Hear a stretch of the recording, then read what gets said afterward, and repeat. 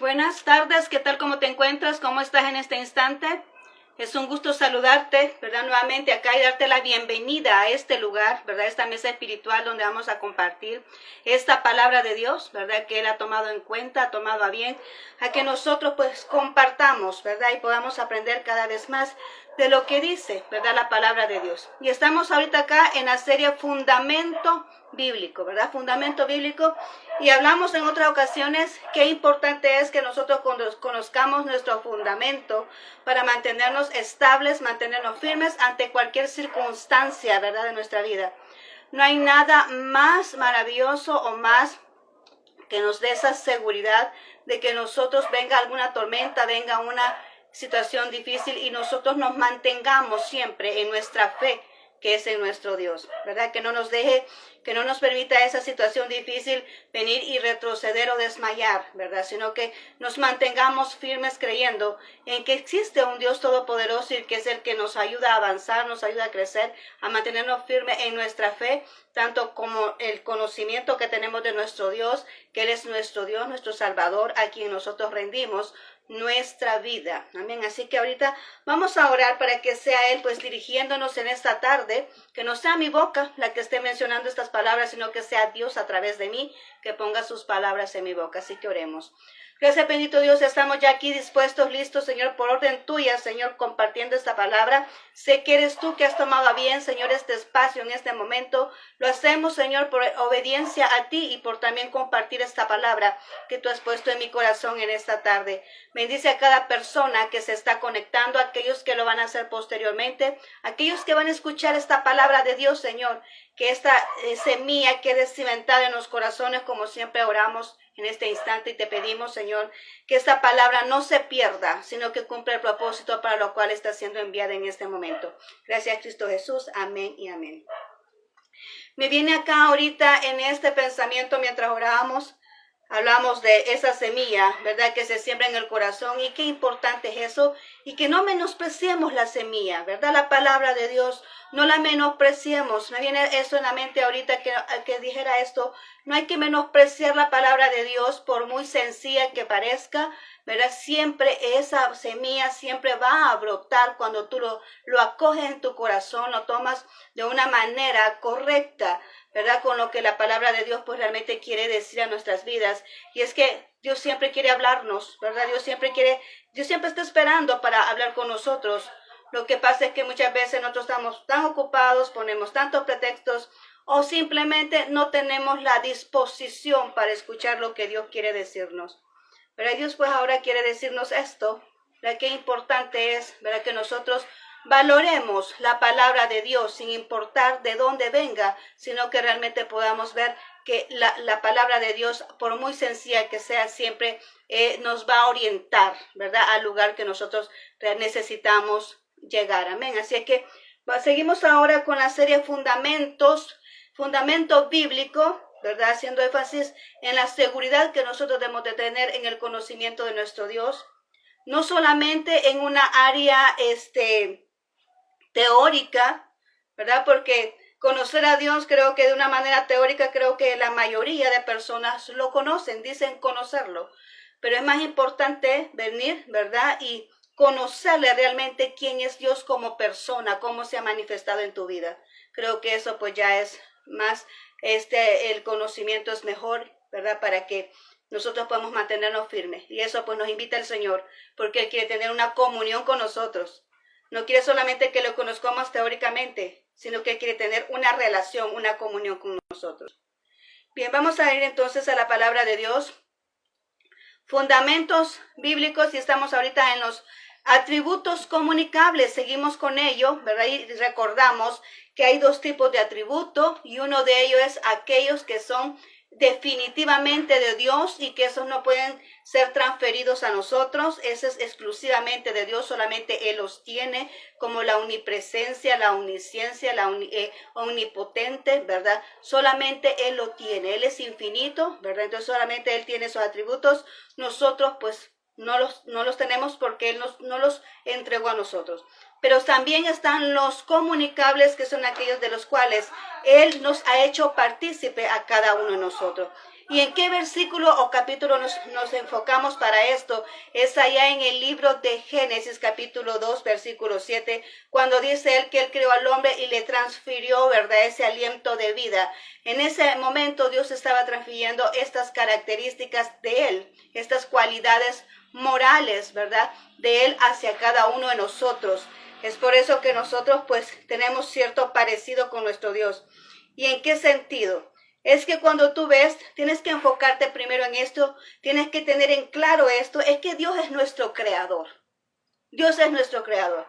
Y cada vez que tú ves algo creado, ¿verdad?, tienes que ver ahí enfatizado, implícito, ciertas características del creador. Entonces, cuando tú vienes y haces algún trabajo así, ¿verdad?, alguna manualidad, ¿verdad?, o algún otro tipo de trabajo, entonces tú te das cuenta, ¿verdad? En ese trabajo va explícito lo que es tu interior, lo que es la pasión tuya, lo que le pones ese esfuerzo, ese empeño para poderlo realizar, ¿verdad? No todos son iguales, porque todos nosotros somos diferentes, pero sí se puede identificar, ¿verdad?, cuando alguien hace un trabajo, de quién es, a quién representa, porque ahí va implícito el trabajo mismo. O sea, podemos ocupar el mismo tema para poder realizar un trabajo, pero no todos lo van a hacer igual, ¿verdad? Porque cada quien va a poner ahí en su trabajo, va a poner implícito las características de cada uno. Y así es nuestro Dios. Dios fue el que nos creó a nosotros y por eso tenemos implícito en nuestro ser ciertas características, cualidades de nuestro Dios. Amén. Ahora, espero haberme dado a entender en eso, que hay que tener bien presente que Él es nuestro creador. Y por eso cuando Él nos transfirió esa vida, nos transfirió ese aliento de vida, ahí mismo, ¿verdad?, nos otorgó esas cualidades como el creador es. Así que vamos a ver el siguiente atributo y es la misericordia. La misericordia, dice que la misericordia es que busca el bienestar para los pecadores. Ese es el principal objetivo y propósito de nuestro Dios, es buscar el bienestar para aquellas personas pecadoras. Recordemos que Él vino y mandó a su Hijo, ¿verdad?, para que tuviéramos esa vida eterna. Él no quería que nos condenáramos, estábamos ya expuestos a una muerte eterna, pero en su grande misericordia, ¿verdad?, Él ofreció a su único Hijo para que nosotros tuviéramos esa salvación que ahora gozamos. Muchas personas, aquellos que realmente queremos, ¿verdad?, a nuestro Dios en nuestro corazón, gozamos de esa vida eterna, ¿verdad? Así que Dios es un Dios misericordioso. Y vamos a irnos a Efesios 2:4. Quiero que busques Efesios 2:4 y dice de la siguiente manera: pero Dios es rico en misericordia por su gran amor con que nos amó. Cuando decimos rico en misericordia, estamos diciendo es abundante, no termina, es eterna su misericordia. Podemos venir siempre ante Él y Él siempre va a estar ahí al cuidado de nosotros de diferente manera, ya sea que vengamos por primera vez a obtener una salvación, ¿verdad?, que vengamos arrepentidos de nuestros pecados y queramos esa salvación, esa vida eterna. O ya sea que hayamos cometido un error cuando ya somos hijos de Dios y cometemos un error y venimos al Señor, Él también viene y nos da otra oportunidad. Podemos tratar también la misericordia aquí como Él tiene el cuidado de nosotros y siempre al momento preciso, ¿verdad?, que nosotros necesitamos algo, siempre está listo ahí para otorgarnos y sacarnos de esa situación, porque Él es grande en misericordia. Así también como cuando nosotros amanecemos cada día, no nos merecemos muchas veces el hecho de abrir nuestros ojos, dependiendo de nuestra conducta para con Dios, pero Él dice que Él hace nacer el sol todos los días para los buenos y los malos. Esa es misericordia, porque si Él tuviera excepción de personas, todos los que hacen la maldad, pues vivieran en tiniebla, ¿verdad? Pero no, Dios dice que todos los días hace brillar el sol tanto para buenos y para malos. Eso es misericordia y eso es lo que nosotros pues agradecemos a nuestro Dios, de que Él es grande y no termina. Esa misericordia es abundante. Él siempre está ahí para ayudarnos. Así que también vamos a ver acá que la misericordia de Él es grande. Vimos que es abundante, ahora vemos que su misericordia es grande. Y dice Romanos 5:8, ¿verdad? Romanos 5:8 dice, mas Dios muestra su amor para con nosotros en que siendo aún pecadores, Cristo murió por nosotros. ¿Y qué significa eso? Que no existe pecado alguno que pueda venir en nuestro Dios y decir, no te perdono. No importa cuál es la gravedad de la situación. No importa cuál es tu pasado. Para Dios no existe el pasado cuando tú vienes a Él. No importa cuál es el problema en cual tú resbalaste, tú te puedes levantar de nuevo porque Dios es misericordioso y te tiende la mano. Dios no es el que te tira el pie, ¿verdad? El que te pone la planta del pie encima para que te destruyas. Dios no te abandona, Dios no te olvida, aunque tú le falles. Dios siempre está pensando en ti. Y Dios siempre está dispuesto a levantarte y a darte otra oportunidad. Es como cuando nosotros tenemos nuestros hijos pequeñitos, y yo sé que ustedes me van a entender, aquel que tiene niños pequeñitos o tiene hijos, pero se va a acordar, ¿verdad? Que cuando sus hijos estaban pequeñitos, ellos se caían, ¿verdad? Y se ensuciaban, y tal vez usted quizás los acaba de bañar y estaban bien limpitos, bien bonitos, bien peinaditos, pero en eso empezaban a correr, ¿y qué pasaba? Se resbalaban y caían. Pero ¿qué hacía usted con un niño de 1 año, año y medio, 2 años, verdad? Los levantaba y los sacudía, ¿verdad? Y los vuelve a poner en pie. ¿Para qué? Para que sigan caminando. Así de maravillosa es la misericordia con Dios para ti y para mí. Así de bello es el Señor y de misericordioso. Quiero que lo sepas, porque nosotros muchas veces en nuestro caminar nos tropezamos, caemos, nos resbalamos, nos ensuciamos y muchas veces Dios nos limpia del pecado y después estamos otra vez en lo mismo que es personas que muchas veces, ¿verdad? Nos compartamos neciamente sabiendo que Dios le desagrada algo, pero insistimos, ¿verdad? Entonces, ¿pero qué hace? Dios no te condena, Dios no te señala, Dios no te margina por los errores que tú cometes. Simplemente dice, bueno, este es mi hijo amado que no entiende cómo son las cosas acá. Te levanta y te vuelve a sacudir y te pone en pie. Y te dice, yo te perdono por lo que has hecho, pero mira, te levanto, no te dejo tirado en el suelo. Porque así de grande es su misericordia.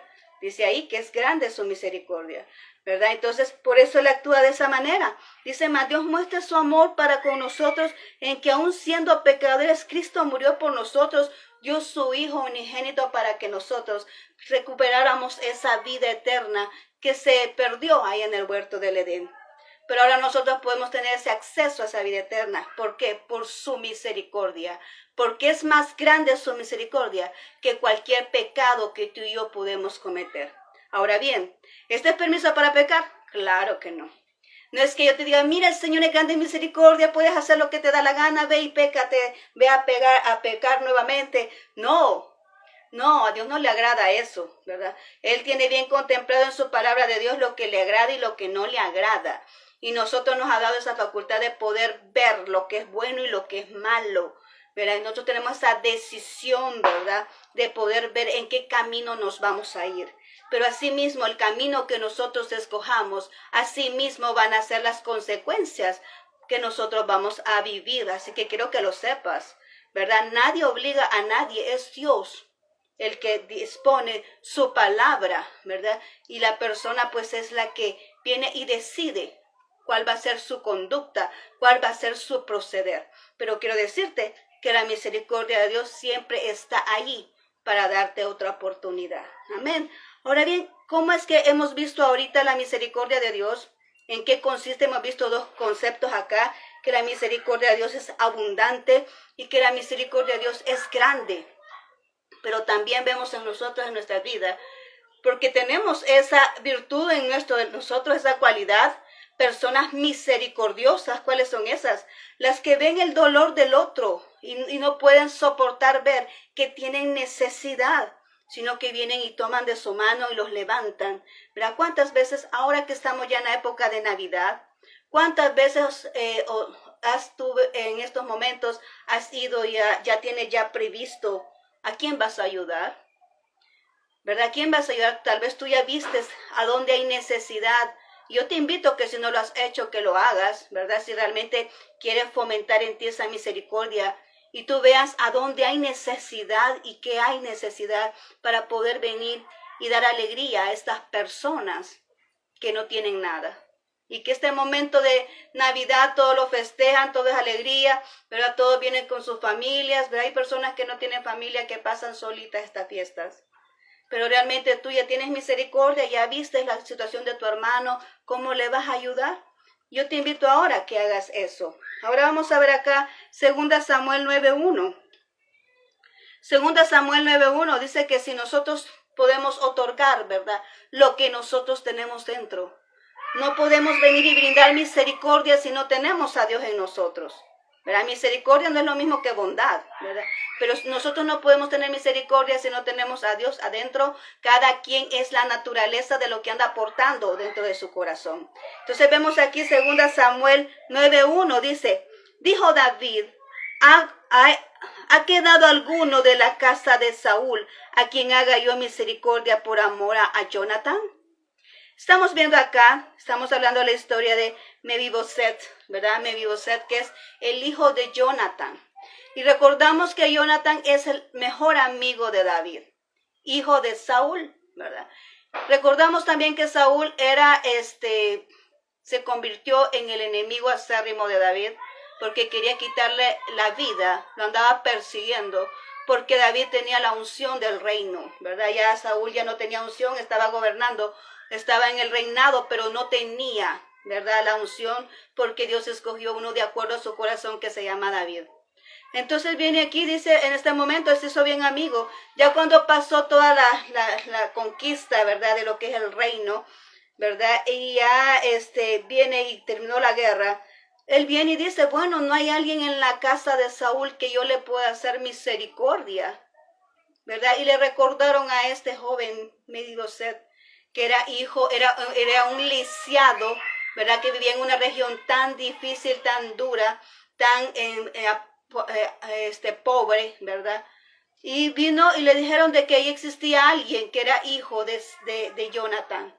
Entonces lo mandaron a traer y le dijo, hoy te vas a sentar en mi mesa y te voy a devolver todos los bienes que te quitaron. Eso se llama misericordia y se llama justicia también. Cuando tú ves realmente que algo le corresponde a alguien y se lo otorgas. Y qué alegría es eso, qué gozo es eso. Porque yo creo que la satisfacción de una persona es venir y hacer lo correcto, hacer lo que corresponde. No venir y poner tropiezos, sino que dar a cada quien lo que le corresponde. A este jovencito que estaba lisiado, en el momento de la conquista se quedó sin nada, le quitaron sus tierras, ¿verdad? Le quitaron las tierras a Jonathan, que era su padre. Pero como Jonathan murió junto con el rey Saúl, murieron en guerra. Entonces quedó él ahí sin tierras.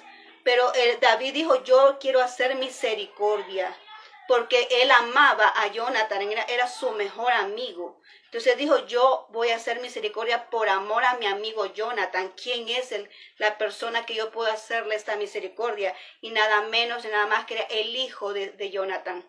Pero entonces lo mandó a traer y se sentó a su mesa. Dios ahora te dice eso a ti. Dios no quiere que estés perdido en el mundo, amigo, amiga. Dios no quiere que estés perdido en el mundo. Dios quiere que hagas partícipe de esa mesa maravillosa, esa mesa donde te trae ese pan, esa mesa de provisión para tu vida, para que tú llenes tu alma y tu corazón y tengas ese fundamento bien firme. Dios quiere llenarte de ti. Quieres sentarte en su mesa donde puedes degustar de esos manjares delicados y deliciosos que vienen de parte de la mesa de Dios, que es la palabra de Dios misma. Cuando tú vienes y te sientas en tu mesa a alimentarte de la palabra de Dios, tu alma se está gozando, se está deleitando y se está alimentando se está nutriendo de la palabra de Dios. Y entonces tú te puedes mantener firme ante cualquier circunstancia, ¿verdad? ¿Por qué? Porque conoces. Qué importante es conocer al Dios que nosotros honramos. Qué maravilloso es conocer al Dios que adoramos. No solamente de palabras, sino de hecho. Decir, si el Señor hizo un milagro en mi vida, si el Señor rescató algo que se estaba perdiendo, si el Señor puso pan en mi mesa, si el Señor trajo provisión cuando yo lo más necesitaba. Qué maravilloso es conocer a Dios de esa manera, de que tiene cuidado de ti en todo momento. Si el Señor me protegió, tú puedes decir, si andaba en un momento, en un lugar crítico, pero Dios me mantuvo de pie y me sostuvo y me cuidó, me protegió en esa circunstancia. ¿Verdad? Qué maravilloso es conocer a Dios de esa manera, Dios dice, así tengo misericordia contigo, que no importa en el lugar donde tú andes caminando, no importa el camino, el lugar tan riesgoso que tú andes. Quizás puedes andar en ese lugar de, como dice Salmo 23, en lugar de sombra y de muerte, pero ahí mismo está el Señor contigo. Ahí mismo el Señor te está resguardando. ¿Por qué? Porque tiene misericordia para contigo. Él siempre te guarda en cualquier circunstancia que estés.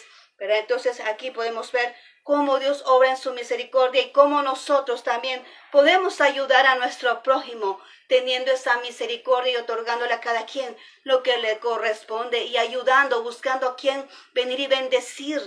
Como te decía al principio, tú ya hiciste, ya tienes en tu memoria a quién le vas a ayudar para estas fiestas, a dónde vas a llevar esa provisión, a quién le vas a entregar lo que esa persona necesita. Yo creo que tú ya tienes ya en tu mente a alguien ahorita que te estoy mencionando esto, ¿verdad? Siempre hay personas a quien podemos ayudar, con lo que Dios ha bendecido nuestras vidas. Ahora yo te invito ahora a que tú veas a quién le vas a ayudar. No te vayas en estas fiestas de Navidad sin ayudarle a otro, ¿verdad? Lo que necesita. Amén. Ahora vemos otro.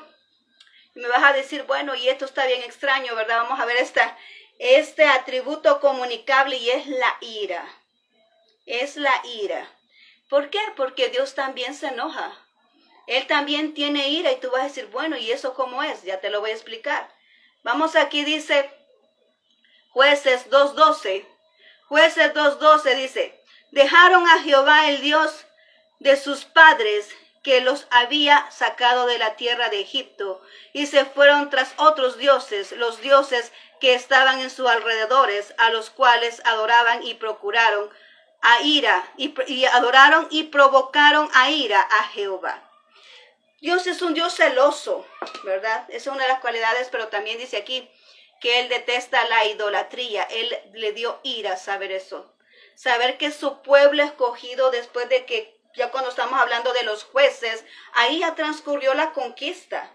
Dios le dio una orden a Josué cuando estaba conquistando la tierra prometida y le dijo, vas a destruir todo lo que esté en esos ídolos, vas a quemar esas ciudades, ¿verdad? Para que ellos no adoren, o sea, para que solamente estén adorando al Dios vivo y no adoren a esas imágenes, a esos dioses que ellos tenían en esas tierras, porque eran unas tierras idólatras, pueblos idólatras que habían poseído la tierra prometida, la cual Josué tenía que conquistar. Pero en este caso estamos viendo aquí, ¿verdad? Ya cuando hablamos de los jueces, si tú lees el libro de los jueces, yo te invito a que lo leas y vas a ver que hay una continuidad ahí repetitiva, ¿verdad? De conducta. Ellos venían y tenían problemas, pedían al Señor que les levantaran un líder, les levantaban un líder, solucionaban el problema, pero luego después cuando ya estaban todos resueltos, se olvidaban de Dios. Siempre fue así. ¿Cuántas veces nos pasa a nosotros lo mismo? ¿Cuántas veces nosotros tenemos que estar en una situación tan crítica para recordarnos de nuestro Dios? Dios no quiere eso, a Dios no le agrada eso, pero Él nos quiere tener cerca. Y lamentablemente muchas personas a veces actuamos de esa manera, que esperamos que todo se complique en nuestras vidas para estar de rodillas ante el Señor, y no debería de ser así. Y vemos este pueblo de Israel en este libro de Jueces de esa manera. Y él dice ahí, ¿verdad?, que se olvidaron del Dios vivo y empezaron a adorar los dioses que tenían esos pueblos en ese lugar, ¿verdad? Entonces eso le provocó a ir a nuestro Dios. Dijimos, nosotros somos igual a nuestro Creador en el sentido de lo que Él nos transfirió a nosotros en lo que es los atributos comunicables. ¿Cuántas veces te has enojado tú? ¿Cuántas veces has sentido ira por algún acontecimiento, una injusticia o algo que te ha pasado, algo desagradable que te hayan hecho? ¿Cuántas veces te has enojado? Pues vamos a ver acá que sí, ¿verdad? Eso se transfiere al hombre y vamos a ver acá siempre en el mismo caso del rey Saúl. Allá en 1 Samuel 20:30 dice, entonces se encendió la ira de Saúl contra Jonathan y le dijo, hijo de la perversa y rebelde, ¿acaso no sé yo que tú has elegido al hijo de Isaí para confusión tuya y para confusión de la vergüenza de tu madre? ¿Qué es lo que estaba pasando aquí en este momento? Estamos hablando del rey Saúl, aquí en este caso con Jonathan. Jonathan, el hijo del rey Saúl, y dice que en estos tiempos donde eran unas fiestas, ¿verdad? Ellos iban a tener un banquete, ¿verdad? Y se iban a sentar a la mesa, pero aquí David ya estaba huyendo. Ya aquí David ya veía que este rey Saúl lo veía con recelo y le quería quitar la vida. Entonces le dijo él tenía que llegar a sentarse a la mesa a comer con ellos. Pero en este entonces David ya había visto esa situación de que él le quería quitar la vida. Y le dijo a Jonathan, mira, si te pregunta que por qué estás sola la silla que me corresponde a mí, le dijo David, la silla que me corresponde a mí, dile que me fui para Belén porque mi familia, ¿verdad? Dijo que iba a hacer sacrificio allá y me invitó a estar las fiestas con ellos. ¿Verdad? Entonces viene y le dice, él pasó un día y le dijo, dijo Saúl, tú puedes leer todo lo que es el capítulo ahí 30, ¿verdad? El capítulo 30, sí, el capítulo 20, perdón, el capítulo 20 tú lo puedes leer completo y vas a poder encontrarte con eso. Y le dice ahí la porción bíblica de que cuando él vio la silla vacía dijo, bueno, quizás está impuro David, por eso no se vino a sentar a la mesa, porque tenía que purificarse, ¿verdad? Quizás está impuro, dijo, y quizás por eso no vino. Pero ya cuando vio el segundo día y que David no se presentó, fue cuando él se enojó con Jonathan. Vemos algo aquí bien maravilloso y es, ¿con quién tenía el enojo el rey Saúl? ¿Con quién lo tenía? Lo tenía con David, pero ¿por qué se vino y explotó su ira, ¿verdad? Con su hijo Jonathan. ¿Cuántas veces nos ha pasado así? ¿Cuántas veces no has visto tú esos casos que a veces tú vas bien tranquilo, bien confiado, bien feliz y de repente te encuentras con una persona y tú dices, bueno, ¿y qué le pasa a esta persona? ¿Qué le he hecho? ¿Verdad? Y tú dices, empiezas a pensar, ¿qué le he hecho? Porque gran cara, gran gesto, enojo, ira, ¿y qué le he hecho? Tú puedes preguntarte eso en ese momento, ¿verdad? Porque tú vas bien tranquilo a encontrarte con esa persona, a hablarle y de repente te sale bien molesto. Así mismo es esto. O cuando tú vienes y te has enojado en tu trabajo con alguien más y tus hijos quieren pasar el tiempo contigo. Casi siempre se ve eso. Y le dice, vaya a veces para aquí, no tengo tiempo para estar con usted. Y tú le dices a ese muchachito que viene feliz a enseñarte lo que hizo en el colegio y tú te sales molesto. ¿Por qué? Porque tuviste un día malo, tuviste un día que te presionaron, te sofocaron y ¿con quién te la desquitas? Con los de tu casa. ¿Será que a Dios le agrada eso? Claro que no. Nosotros tenemos que tener un control. Ahora, ¿por qué vas a decir tú, bueno, y si nosotros muchas veces podemos accionar así, ¿por qué Dios permitió la ira en nosotros? Puede preguntar alguien. ¿Por qué Dios permitió la ira en nosotros? ¿Por qué nos transfirió la ira a nosotros si nosotros no podemos venir a actuar de esa manera? Recordemos que Dios también desea que nosotros tengamos ese autocontrol, ese dominio propio. Además, vamos a ver qué es lo que dice la palabra de Dios acerca de la ira. Y en este momento en Salmos 37, 8 y 9... Salmos 37, 8 y 9 dice así, deja la ira y desecha el enojo, no te exaltes en manera alguna a hacer lo malo, porque los malignos serán destruidos, pero los que esperan en Jehová, ellos heredarán la tierra. ¿Qué nos invita aquí? Y este salmo, por cierto, lo escribió David. ¿Qué dice aquí? Dice, deja la ira y desecha el enojo. ¿Por qué? Porque muchas veces cuando tenemos iras, cuando tenemos enojo, no pensamos bien y hacemos locuras. Cometemos acciones que después venimos y nos arrepentimos. Después decimos, ¿por qué dije eso? Y es demasiado tarde. ¿Por qué accioné de esa manera? Y quizás cometiste un error y fue peor la consecuencia, ¿verdad? ¿Por qué? Porque en un momento de enojo, un momento de ira, podemos tomar decisiones que después nos podemos lamentar. Por eso dice ahí, desecha la ira.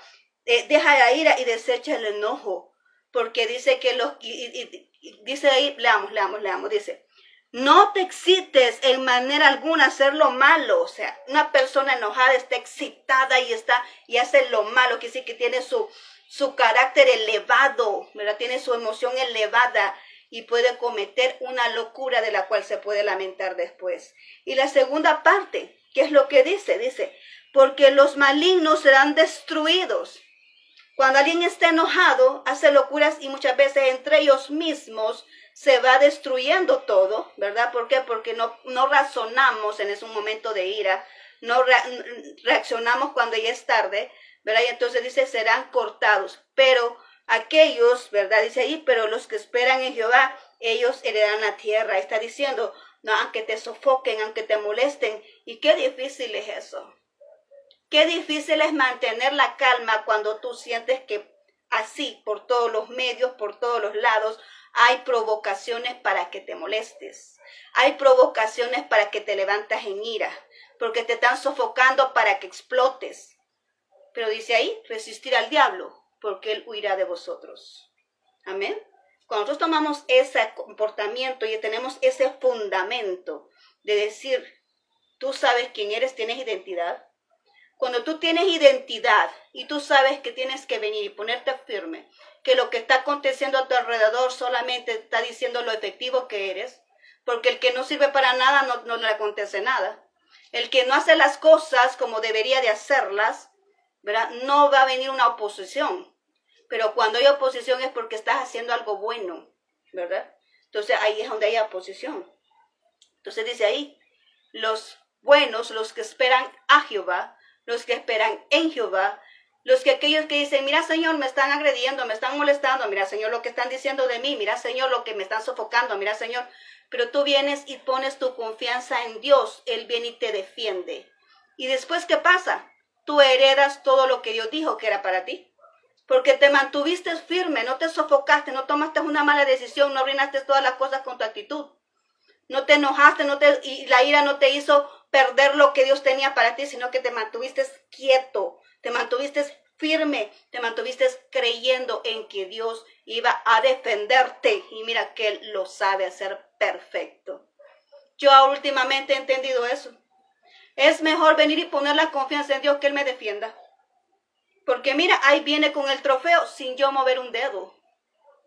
Ahí viene premiándome con el trofeo, con la túnica, con el bastón. Ahí viene a mí, sin yo mover un dedo. ¿Por qué? Porque dije, Señor, yo voy a descansar en ti. Porque aquí no puedo hacer nada, eres tú. Así es que nuestro Dios, Padre Jehová, el Dios omnipotente, no una persona, sino que Dios mismo, Él es el que pelea por mí. Amén. Y entonces dice ahí, el que espera en Jehová, dice, heredarán la tierra. Entonces es mejor tranquilizarse. Eso es lo que dice Dios ahorita. Es cierto, tenemos ira, tenemos ese atributo dentro de nosotros que es de Dios, ¿verdad? Porque Él dice que es amor, pero también es fuego consumidor. Tiene su momento de ira cuando ya dice aquí ya basta, ya el hilo ya ya esta cuerda ya se escaseó, y es cuando Él ya está hastiado, ¿verdad? Y cansado de actitudes muy difíciles que tal vez Él ya advirtió mucho, pero la persona continúa. Dios es amor, pero también es fuego consumidor. Él es padre, ¿verdad? Y un padre corrige a su hijo. Nosotros somos hijos de Él. Y dice que el padre, el que castiga, al hijo que castiga es porque lo ama, ¿verdad? Y el que no castiga dice que es bastardo. Así es la palabra de Dios. Entonces Él castiga, tiene su momento de enojo, tiene su momento de ira, ¿verdad? Y sí, nos transfirió eso a nosotros, pero ¿qué tenemos que hacer nosotros? Dice ahí, a otro versículo dice, no se ponga el sol sobre tu enojo, porque hay que saber nosotros que cierto nos molestamos, está en nosotros el molestarnos, hay situaciones que nos molestan, pero no podemos permanecer en el enojo, porque eso es pecado. Amén. Ahora vamos a ver otro atributo y es los celos. Ay, los celos. Vamos a hablar de los celos en este momento. Hay celos enfermizos y hay celos de los buenos. ¿Cuál es el celo enfermizo? Aquel, mira, ¿por qué volteaste a ver a aquella persona? ¿Por qué le hablaste? O aquellos celos de que, ¿por qué le dieron a ella esa asignación? ¿O por qué tiene ese compromiso? ¿Por qué se lo dejaron a esa persona? ¿Por qué le delegaron esto a esta persona? Celos ministeriales, ¿verdad? O celos empresariales o laborales. Celos entre parejas. No mires a nadie. no le hables a nadie, te mantengo encerrado, encerrada, no quiero que estés con nadie, no tengas amigos, no tengas amigas, porque no me gusta. Esos son celos enfermizos. ¿Y sabías tú que los celos enfermizos dicen la inseguridad de una persona? Cuando un hombre o una mujer viene celando al hombre sin motivo alguno, simplemente diciéndole, no mires a nadie, no le hables a nadie, está diciendo, es que se siente incapaz de mantener esa relación, que necesita venir y quitar a todo el mundo de en medio para quedarse con esa persona. Esos son celos enfermizos. Pero aquí vamos a hablar de estos celos que son los buenos, que son aquellos donde cuidamos. Cuando tú tienes esos celos de que voy a cuidar a mi esposa, a ver qué le hace falta, si voy a estar pendiente, porque celos es deber, ¿verdad? De estar pendiente. Voy a estar pendiente de qué le acontece a la persona que amo, qué hace falta, qué necesita, la voy a mantener bien, ¿verdad? Para que esté feliz, ¿verdad? Esos son los celos, celos buenos, celos que no son dañinos, ¿verdad? En un trabajo, vamos a ver cómo estás en tu trabajo, te ayudo, mira, te voy a otorgar este material para que sigas avanzando, quiero que progreses, quiero que te desarrolles, sin ninguna situación atrás de todo eso que venga ahí como para dañar, ¿verdad? Sino que son celos buenos, y ese es el celo que Dios tiene para con nosotros. Dice aquí, Dios cuida celosamente de nosotros. Allá en Deuteronomio 6:15 dice, Deuteronomio 6:15, porque el Dios celoso, Jehová tu Dios, dice, en medio de ti está, para que no se inflame el furor de Jehová tu Dios contra ti y te destruya de sobre la tierra. ¿Qué está diciendo el Señor? Óyeme, yo estoy en medio de ti. Estoy en medio de ti para cuidarte. Que no te olvides quién soy. Para que no te olvides quién es el Dios verdadero.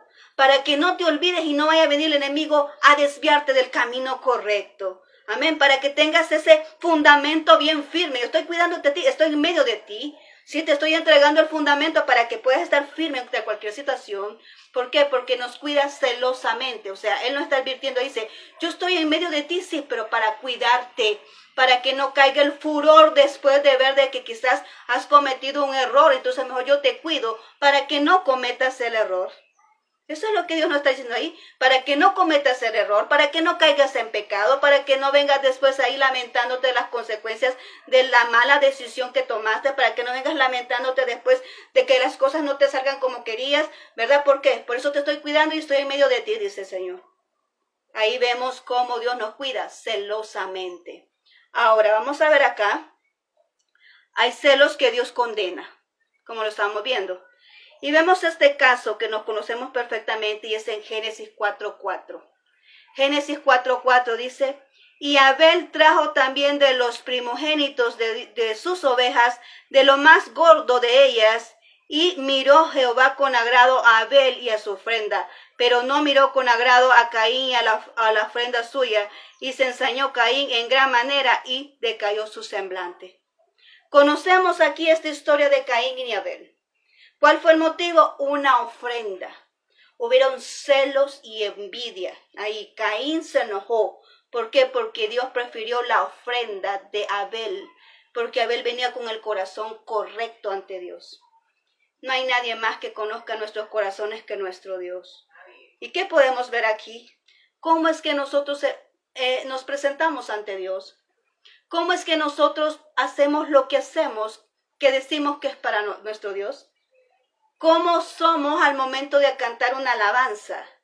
¿Cómo está nuestro corazón al momento de compartir la palabra? ¿Cómo está el momento de nuestro corazón cuando servimos en iglesia en cualquier situación que lo hagamos? ¿Cuándo es que está nuestro corazón? ¿Cómo está el estado del corazón cuando venimos y compartimos la palabra con las personas que no conocen a Cristo? Dios conoce perfectamente nuestro corazón y es que a Él no le podemos engañar. Y muchas veces nosotros nos enojamos, sentimos celos de aquella persona que está siendo favorecida por Dios y decimos, Señor, esa persona está mal. ¿Y por qué está así? Porque sacamos nuestros propios criterios, nuestros propios pensamientos y porque tenemos un requisito humano que si ese requisito humano no se cumple, entonces las cosas no están bien. Y tú no sabes si realmente esa persona tal vez no esté cumpliendo los requisitos humanos, pero está cumpliendo los requisitos de Dios. ¿Y cuáles crees tú que importan más? los requisitos que un hombre tiene o los requisitos que Dios está ahorita disponiendo. ¿Cuál crees tú que es más valor? ¿Los requisitos que pone un humano o los requisitos que Dios requiere? Podemos ver aquí, Abel venía con el corazón.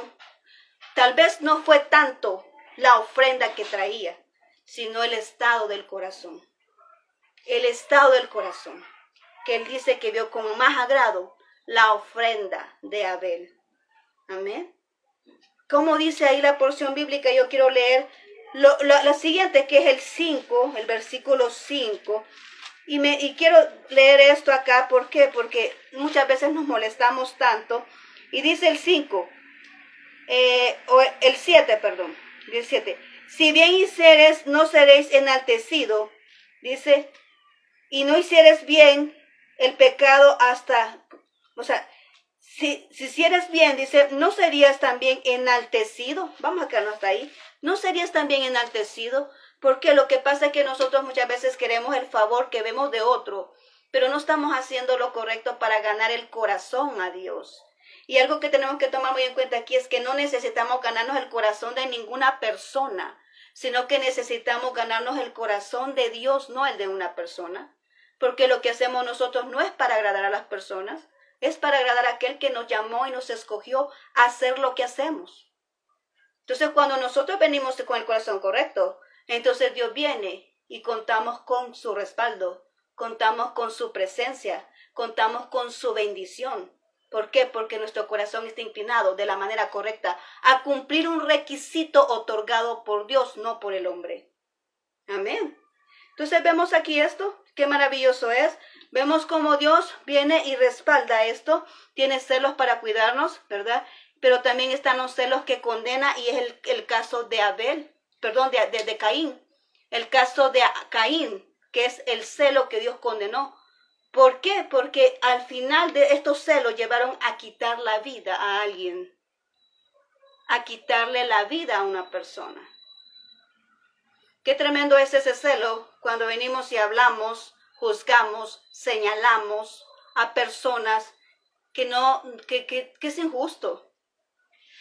Dice allá en Mateo, ¿por qué señalas a tu hermano la paja de tu hermano si tú tienes una viga en tu ojo? Porque nadie es perfecto, todos estamos aquí, en un mismo camino tratando de hacer las cosas bien para honrar el nombre de Dios. Y nadie puede juzgar a nadie, porque el único juez es Dios. Nadie tiene derecho a señalar a otro porque la persona que señala es la persona que está diciendo ese problema. Es que esa persona tiene ese problema, por eso señala a otro. Es como decimos, te voy a señalar tu punto negro o tu punto oscuro para que no se note la gran oscuridad en la que esa persona está viviendo. Cuando una persona está señalando y está escalando a base de poner mal a otra persona, simplemente está diciendo que el que está mal es esa persona, no al que está señalando. Mira cómo son las cosas. Y de esa manera vamos destruyendo, vamos matando a la persona que tiene derecho, que está escogida por Dios, que está elegido por Dios y que estamos viendo cómo Dios está respaldando a esa persona, pero preferimos ignorar lo que Dios está haciendo. Porque estamos enfocados en lo humano y no en lo que Dios estableció. Estamos enfocados en los requisitos humanos y no en los requisitos que Dios requiere. Difícil, y así vemos aquí esta situación. Entonces Dios tiene celos de eso y tiene celos de lo incorrecto. Dios jamás va a favorecer aquello que se hace injustamente. En el caso de Caín, ¿qué fue lo que hizo? Lo desterró, lo sacó del lugar donde estaba en bendición. ¿Por qué? Porque cometió un crimen. Mató a su hermano que estaba haciendo lo correcto, que estaba con su corazón dispuesto y que tenía olor fragante ante Dios. No hay nada más bella que podamos sentir nosotros, es que se dé algo con olor fragante y que descienda la presencia de Dios y nos cautive. Eso es impresionante y maravilloso. Así que ahí podemos ver cómo Dios le honró, cómo es que Dios agradó esa ofrenda de Abel, porque iba con olor fragante, iba con esa humillación, iba con esa pasión a Dios, iba para honrar a Dios. Amén. Entonces ese es un ejemplo, ¿verdad? De cómo es que Dios viene y está a favor de algo. ¿Por qué? Porque le agrada su corazón. ¿verdad? Le agrada su corazón. Entonces eso es que tomarlo muy en cuenta. Ahora, ¿qué dice Dios de los celos? Los celos son malos, a Dios no le agradan. Dice ahí acerca de los celos, Gálatas 5, 20, 21, porque hemos visto los dos tipos de celos, ¿verdad? Y hemos visto el celo dañino, ese celo de venir y sacar a alguien del camino, ese celo de venir y sacar a alguien de lo que está haciendo, de su propósito. Eso es lo que Dios condena. Pero el celo de venir y cuidar tu ministerio, cuidar tu familia, cuidar tus hijos, cuidar lo que Dios te ha otorgado, la bendición que Dios te ha dado, esos celos que son buenos, ¿verdad? Que no maltratan, esos sí son agradables ante Dios, porque ese es el tipo de celo que Él tiene de cuidar a su iglesia, de cuidar su pueblo, de cuidar sus hijos, de cuidar su creación. Pero cuando vemos aquí Gálatas 5, 20, 21, ahí hay una lista de circunstancias que a Dios le desagrada, pero lo voy a leer para ya esto ya terminando, ¿verdad? Pero para que te quede ahí ese abono adicional, dice ahí, que son cosas que Dios abomina, que detesta. Dice la idolatría, la hechicería, las enemistades, los pleitos, los celos, las iras, las contiendas, las disensiones, las herejías, las envidias, los homicidios, las borracheras, las orgías y cosas semejantes a estas, acerca de los cuales os amonesto, como ya os he dicho antes, que los que practican tales cosas no heredarán el reino de Dios. Wow. No heredarán el reino de Dios. Ahí está la complicación de seguir haciendo aquello que ya sabemos que está malo, que ya sabemos que está incorrecto, pero insistimos en hacerlo. Pero ahí dice, y si se muere una persona así, dice, no heredará el reino de Dios. La palabra no se puede cambiar porque es la verdad. Amén. Es la verdad absoluta. La palabra de Dios es la verdad absoluta. Y yo voy a recalcar esto ahorita. Todos tenemos una verdad. Tú tienes tu verdad, yo tengo mi verdad. Todos tenemos una verdad. Todos somos originales, somos únicos. Dios no hizo uno igual a otro. Y que cada quien debería de trabajar en lo que Dios destinó para su vida porque es único. No podemos estar haciendo lo de otro porque es una imitación, ¿verdad? Entonces cada quien debe trabajar en lo único, que todos somos únicos. Dios nos hizo diferentes, nos hizo únicos. Tú tienes tu verdad, yo tengo mi verdad, pero hay una verdad universal. Y esa verdad universal se encuentra en la palabra de Dios, que es la verdad, que es Jesús, que es nuestro creador, que es nuestro Dios, el único y verdadero Dios. El que no es hombre, no es mujer, es un Dios. Es un Dios que es espíritu y es persona, pero no estoy hablando de ningún hombre y de ninguna mujer, ¿verdad? Cuando hablamos aquí de diferentes tipos, digamos, de Jesús, de Cristo, del Mesías, de Jehová, yo estoy hablando del Dios único y verdadero, no de ningún hombre y de ninguna mujer, y quiero aclarar eso, porque ninguno de nosotros se merece esos títulos. Entonces, aquí dice la palabra de Dios es la verdad única. Es la verdad absoluta, la palabra de Dios, que es la verdad de nuestro Dios. Amén. Entonces aclaramos esto ahorita para que nosotros podamos comprender que podemos seguir a Dios, que podemos buscar a Dios y que nadie está obligado a hacer algo que no quiere hacer. Dios mismo nos dio un libre albedrío y eso qué quiere decir, que nosotros podemos decidir lo que queremos hacer en nuestra vida, pero eso sí, vamos a asumir las consecuencias de nuestras propias decisiones, ¿verdad? Claro que sí. Como lo hizo en el huerto de Edén. Ya para culminar aquí. ¿Qué pasó con Adán y Eva? Él dijo, aquí están dos árboles, de los cuales no puedes comer, el árbol de la ciencia del bien y el mal y el de la vida. Pero él les dijo, les dio la advertencia, les dio su palabra, pero ellos tuvieron una decisión, les dejó la libertad de decidir lo que iban a hacer. ¿Y qué fue? Decidieron, porque aún el enemigo estaba diciéndole, confundieron la palabra, distorsionaron lo que Dios había dicho, la instrucción, pero al final siempre decidió alguien, ¿verdad? Para caer en pecado. Así mismo es ahora.